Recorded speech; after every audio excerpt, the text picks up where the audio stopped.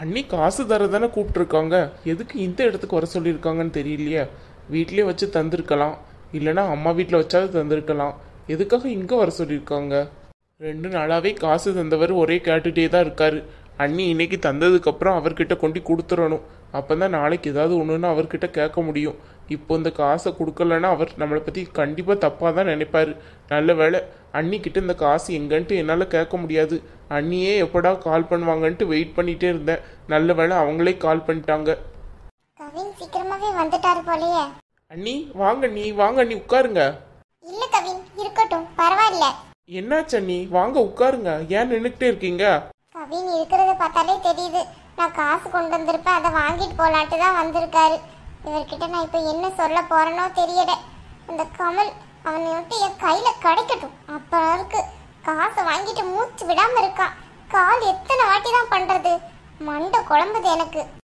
சொல்லுங்க அண்ணி, எதுக்கு கூப்பிட்டீங்க? அண்ணி. கவின், என்ன கவின் எழுந்திருச்சிட்டீங்க? உட்கார்ந்து கவின். இருக்கட்டும் அண்ணி, பரவாயில்ல. நீங்க தான் உட்கார மாட்டேன்னு சொல்லிட்டீங்கல்ல, சரி எதுக்காக கூப்பிட்டீங்க? அது வந்து கவின், உங்ககிட்ட ஒன்னு கேட்கணும், அதனால தான் கூப்பிட்டேன். என்ன அண்ணி, எதுவா இருந்தாலும் சொல்லுங்க. இல்ல கவின், உங்களுக்கு காசு அர்ஜென்ட்டா தேவைப்படுதா? ஒரு 10 நாள் வெயிட் பண்ண முடியுமா? என்னாச்சு அண்ணி? இல்ல கவின், ஒரு 10 நாள் வெயிட் பண்ணீங்கன்னா உங்க காசை எப்படியாச்சும் திருப்பி தந்துருவேன். அண்ணி, சொல்றேன்னு தப்பா நினைக்காதீங்க. அமௌண்ட் ஒன்றும் ரொம்ப சின்ன அமௌண்ட் இல்லை தெரியுமா. என்கிட்ட கையில இருந்து கொஞ்சம் காசு தான் உங்ககிட்ட போட்டு தந்தேன். அதோட எக்ஸ்ட்ரா ஃபுல்லாமே அடுத்தவங்க கிட்ட தான் வாங்கியிருக்கேன். அவங்க 2 நாளாவே என்கிட்ட காசு வேணும் காசு வேணும்ன்ட்டு டார்ச்சர் பண்றாங்க. அதான் என்ன பண்ணலான்ட்டு. நீங்க இப்போ வந்தது கூட காசு தரதான் வந்திருக்கீங்கன்னு நான் நினைச்சேன். என்னாச்சு அண்ணி, ஏதாவது பிரச்சனையா? அச்சச்சோ கவின், நான் தேவையில்லாம உங்களை போய் பிரச்சனையில மாட்டி விட்டுட்டேன்னு நினைக்கேன். நான் உங்ககிட்ட காசே வாங்கியிருக்க கூடாது, பெரிய தப்பு பண்ணிட்டேன் கவின். அண்ணி, நீங்க என்ன சொல்றீங்க? நீங்க சொன்னதை பார்த்தா காசு கொடுத்தவங்க இன்னும் காசு தரல போலையா? ஆமா கவின், ஒரு 10 நாளுக்குள்ள எப்படியாச்சும் அவங்க கையில இருந்து நான் காசை வாங்கிடுவேன். அதுக்கப்புறம் உங்க காசை எப்படியாச்சும் நான் திருப்பி தந்துடுறேன். ஐயோ, என்ன அண்ணி, நீங்க என்ன தப்பா நினைக்கிறீங்களா? சாச்சா, அப்படியெல்லாம் கிடையாது கவின். நான் இதுக்கு உங்களை தப்பா நினைக்க போறேன்? காசு வேணும்னு ஒரு வார்த்தை சொன்னதுமே நீங்க எனக்காக ஏற்பாடு பண்ணி தந்தீங்க. அதை நான் காப்பாத்தலனா நான்லாம் ஒரு நல்ல குடும்பத்து பொண்ணே கிடையாது. ஐயோ அண்ணி, இதுக்கெல்லாம் போட்டு எதுக்கு பெரிய வார்த்தை பேசிட்டு இருக்கீங்க? அவங்க ஒரு 10 நாள்ல திருப்பி தந்துருவாங்கல்ல, பிரச்சனை இல்லை அண்ணி. நான் அவர்கிட்ட சொல்லிடுறேன், 10 நாள்ல எப்படியாச்சும் உங்க காசு திருப்பி தந்துருவோன்ட்டு. அவரு எதுவும் பிரச்சனை எதுவும் பண்ண மாட்டாருன்னு தான் நினைக்கேன். என் கையில கூட கொஞ்சம் கூட காசு இல்லை அண்ணி. எல்லா காசையும் போட்டுதானே நான் உங்ககிட்ட தந்தேன். என்ன பண்றது, அதான் பெரிய யோசனையா இருக்கு. நான் தான் தப்பு பண்ணிட்டேன் கவின். உங்ககிட்ட இருந்து அவ்வளோ காசையும் நான் வாங்கியிருக்கவே கூடாது, பெரிய தப்பு. ஐயோ அண்ணி, நீங்க தப்பு பண்ணிட்டேன்னுக்காண்டி நான் சொல்லல. அனு நேத்து வேலைக்காரிக்கு காசு கொடுக்கணும்ட்டு கேட்டா, சம்பளம் கொடுக்கலன்ட்டு. அதுக்கு கூட கொடுக்கறதுக்கு என் கையில காசு இல்லை. அதை நினைச்சுதான் நைட்டு ஃபுல்லா ரொம்ப மன உளைச்சலாவே இருந்துச்சு எனக்கு. அச்சச்சோ. ஆமா அண்ணி, அவ கூட என்ன தப்பா தான் நினைச்சிருப்பா, காசு வச்சுக்கிட்டே நான் தரமாட்டேங்கன்ட்டு. வேலைக்காரி ஃபிக்ஸ் பண்ணக்கூடாதுன்ட்டு நான் முதல்ல சொன்னேன் தான். அதுக்கப்புறம் அனுவுக்கு கொஞ்சம் ஹெல்ப்ஃபுல்லா இருக்கும்ட்டு நானே சரின்னு தான் நினைச்சேன். ஆனா அவருக்கு காசு கொடுக்கற முடியல. அதான் நினைச்சு ரொம்ப கஷ்டமா இருந்துச்சு.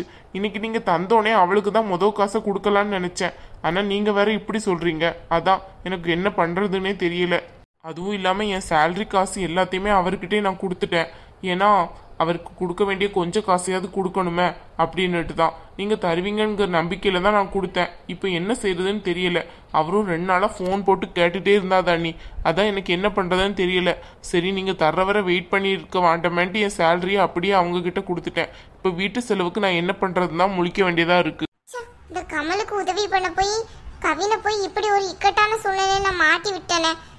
என் கையில கூட கொஞ்சம் கூட காசு இல்லையே. இல்லைனாச்சும் கவினுக்காச்சும் கொஞ்சமாச்சும் கொடுப்பேன். இப்போ என்ன செய்ய போறேன்? என் முட்டாள்தனத்தினால நான் எவ்வளோ பெரிய வேலை பார்த்துருக்கேன். கொஞ்சம் கூட உணராம இப்படி காசை வாங்கி மொத்தத்தையும் அவன் கையில கொண்டு கொடுத்துருக்கேனே. அதுவும் அந்த ஃப்ராடுக்காரன் காசை தரேன்னு சொல்லி தானே வாங்கினான். ஃபோன் பண்ணா எடுக்க மாட்டேங்க. அப்போ திருட்டுத்தனமா காசு எடுத்துட்டு எங்கேயோ போயிட்டான்னு தானே அர்த்தம். சாச்சா, அப்படியெல்லாம் எதுவும் நடந்திருக்க கூடாது. அப்புறம் அவ்வளோதான், கவினுக்கும் என்னால காசை கொடுக்க முடியாது, அருண்கிட்டையும் நான் மாட்டிட்டு அவ்வளோதான், செத்தேன். அண்ணி. சொல்லுங்க கவின். உங்க நிலைமை எனக்கு புரியுது கவின். இருந்தாலும் என்னால இப்போதைக்கு ஒன்றும் பண்ண முடியல. தயவு செஞ்சு என்ன மன்னிச்சிருங்க கவின். இப்படி எல்லாம் நடக்கும்னு நான் நினைச்சே பார்க்கல. இருக்கட்டும் அண்ணி, பிரச்சனை இல்லை. நான் உங்ககிட்ட ஒரு கேள்வி கேட்க, அதுக்கு மட்டும் எனக்கு பதில் சொல்றீங்களா? உண்மை மட்டும் சொல்லுங்க. சொல்லுங்க கவின், என்னாச்சு? என்ன கேள்வி கேட்க போறீங்க? நீங்க காசு கொண்டு போய் கொடுத்தீங்கல்ல, அந்த நபர் யாருன்னு நான் தெரிஞ்சுக்கலாமா? ஐயோ, கவின் என்ன இப்படி கேட்குறாரு? கமலுன்னு தெரிஞ்சா அவ்வளோதான். ஏற்கனவே அனுவுக்கு எல்லாருக்கும் கமலை பற்றி தெரியும். அப்புறம் ஏதாவது பிரச்சனை பண்ணுவாங்க. கமலுன்னு சொல்ல வேணாம், ஃப்ரெண்டுன்னே சொல்லுவோம். கவின், அது என் ஃப்ரெண்டு தான். அவளுக்கு ரொம்ப அர்ஜென்ட்டாக தேவைப்பட்டுச்சு, அதனால தான் கொடுத்தேன். தர்றேன்னு தான் சொன்னா. இப்போதான் என்னன்னு தெரியல. ஒரு 10 நாள் ஆகட்டுமா, உன் காசை திருப்பி தந்துடுறேன்னு சொல்கிறான். எனக்கும் ஃப்ரெண்டுங்கிறதுனால ரொம்ப அழுத்தமாக கேட்க முடியல. அவள் தரையிலே வாங்கிக்கலான்ட்டு நானும் விட்டுட்டேன். ஆனால் உங்களுக்கு தான் என்னால் பதில் சொல்லி முடியல. இப்போ பாருங்க, நீங்கள் என்னெல்லாம் என்ன கேள்வி கேட்குறீங்கன்ட்டு. ஐயோ அண்ணி, என்ன தப்பா நினைச்சிட்டீங்களா? அந்த மாதிரி இதுல உங்ககிட்ட கேட்கல. யாராச்சும் காசு வாங்கிட்டு உங்களை ஏமாத்திட்டாங்களான்ட்டு எனக்கு கொஞ்சம் டவுட்டாவே இருந்துச்சு. ஏன்னா நீங்க வந்ததுல இருந்து உங்க பார்வை மொழி எதுவுமே சரியில்லை அண்ணி. ஏதோ ஒரு மாதிரியே இருக்க மாதிரி இருக்கு. உட்காருங்கன்னு சொன்னா உடனே உட்காந்துருவீங்க. இப்ப என்னன்னு பார்த்தா பரவாயில்ல பரவாயில்லன்னு சொல்றீங்க.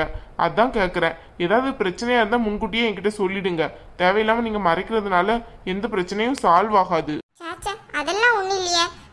என்ன பிரச்சனை இருக்க போகுது? பிரச்சனை எல்லாம் ஒண்ணும் இல்ல கவின். எதுவுமே இல்லைன்னா ஓகே தான் அண்ணி.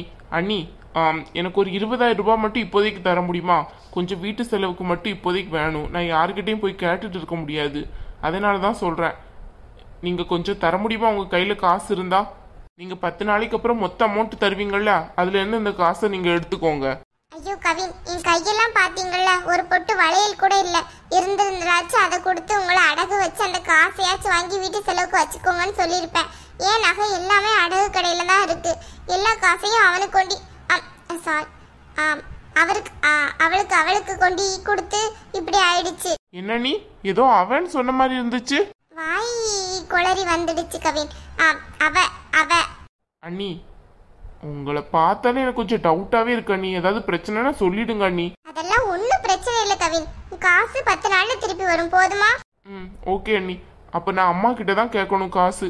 அவங்க கிட்ட கேட்டு நான் யூஸ் பண்ணிக்கிறேன். ஐயோ கவின், உங்க அம்மா கிட்ட என்ன சொல்லிடாதீங்க. பூமாரி தான் காசு வாங்கிட்டு போனான்னு ஏதாவது சொல்லிடாதீங்க.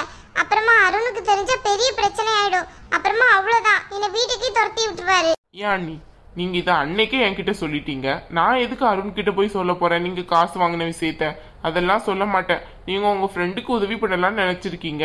நீங்க பேசாம அதை அருண் மூலமாவே பண்ணிருக்கலாம். அருண் ஒன்றும் அவ்வளோ கல்லஞ்சுலாம் கிடையாது. நீங்க கேட்டிருந்தா உடனே காசு தந்துதான் இருப்பான். இல்ல கவின், அவர் உங்களை மாதிரிலாம் கிடையாது. நீங்க எவ்வளவு ஜெனியூனா நடந்துக்கிடுறீங்க. அவர்கிட்ட போய் காசு கேட்டா கண்டிப்பா என் மூஞ்சில் அடிச்ச மாதிரி பதில் சொல்வாரு. நீ வேலைக்கு போய் சம்பாதிச்சாதானே உனக்கு காசை பத்தின அருமை தெரியும்ட்டு. அதனால நான் அவர்கிட்ட கேட்கறது சுத்த வேஸ்ட்னு எனக்கு நல்லா புரிஞ்சுதான் உங்ககிட்ட கேட்டேன். அதுவும் இல்லாம யாரு கொடுக்க போற, எங்க கொடுக்க போறேன்ட்டு எல்லா கேள்வியும் கேட்பாரு. அவருக்கு அந்த கேள்விக்கான பதில் சொல்லி முடிக்கிறதுக்குள்ள அவ்வளவுதான், அந்த காசு தேவையே முடிஞ்சிடும். அண்ணி, அருண் உங்க மேல இருக்க அக்கறையில தானே கேட்கறான். வேற என்ன பிரச்சனை? இதே அனு என்கிட்ட காசு கேட்டிருந்தா நானும் அப்படிதான் கேட்டிருப்பேன். ஏன்னா காசை கொண்டு எங்கேயுமே போட்டுறக்கூடாதுல்ல. தேவையில்லாத விஷயத்துல கொண்டு கொடுத்துட்டு அதுக்கப்புறம் இல்லைன்னா நம்ம தானே அதுக்கப்புறம் மாட்டிக்கிட்டு முடிக்கணும்.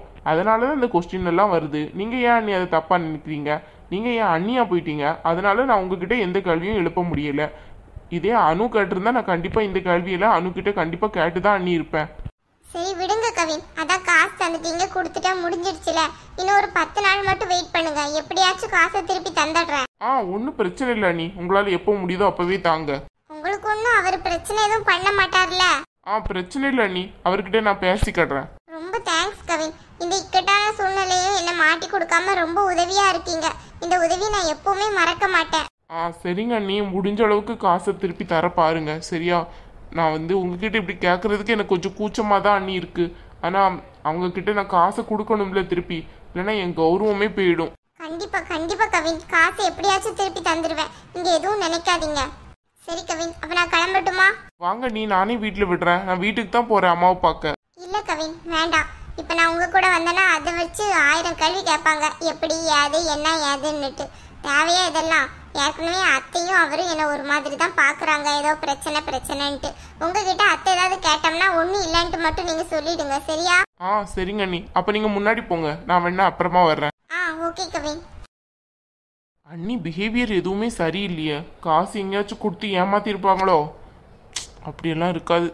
அண்ணி ரொம்ப மெச்சூர்டாக தான் பிஹேவ் பண்ணுவாங்க. யோசனை பண்ணி தான் எல்லாமே செய்வாங்க. அப்படியெல்லாம் போகிறதுக்கு வாய்ப்பே இல்லை.